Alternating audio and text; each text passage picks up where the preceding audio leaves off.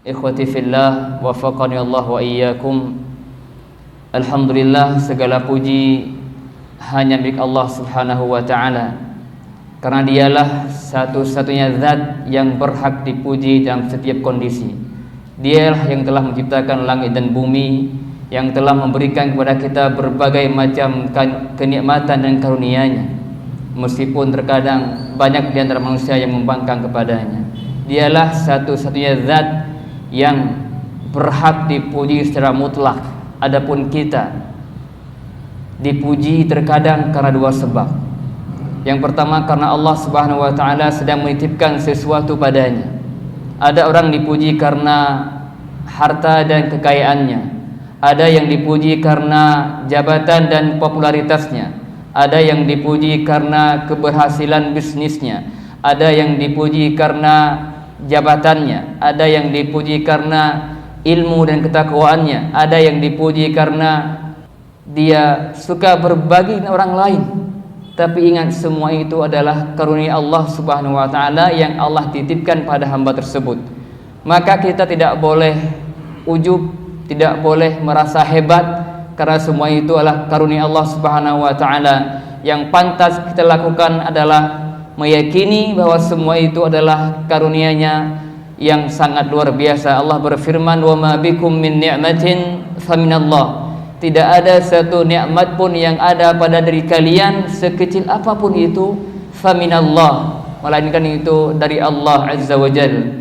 Jangan sampai kita merasa hebat sehingga kita terjebak ke dalam jebakan yang mana Qarun dahulu telah masuk ke dalamnya.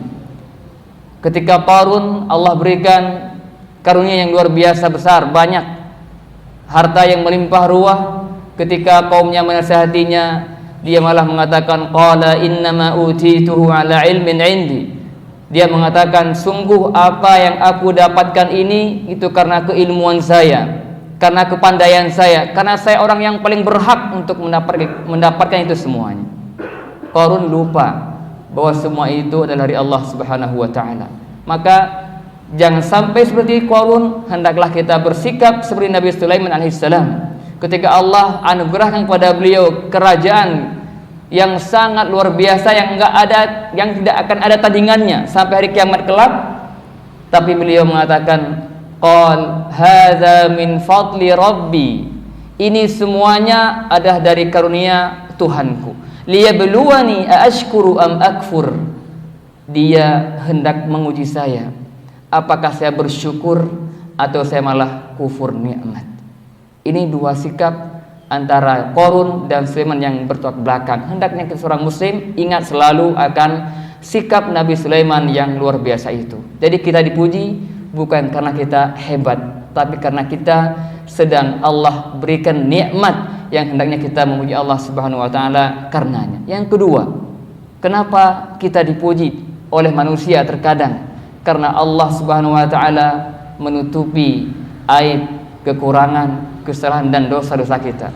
Kalau bukan karena sitrullah, Allah menutup aib-aib kita, dosa-dosa kita, sungguh tidak ada yang sanggup mungkin duduk di sini berdampingan. Bahkan Rasulullah mengatakan, seandainya law kanid dzunubi raihah, kalau dosa itu ada baunya, tentu tidak ada seorang pun yang mampu duduk bersama saya.